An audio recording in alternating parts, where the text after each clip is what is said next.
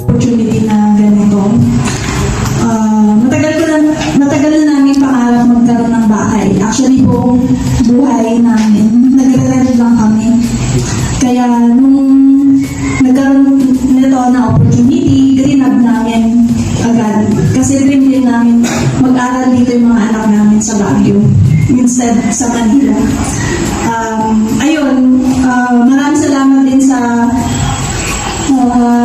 pamilya ko, sa lahat ng suporta at sa lahat ng buo ng Rasana.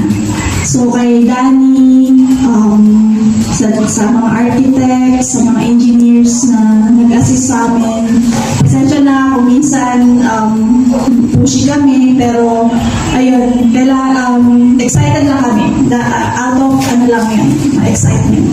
So ayun, maraming salamat sa lahat ng hard work nyo, patience sa amin. Maraming salamat din kay Doc Cecil dahil minimit niya kami kahit sobrang busy siya.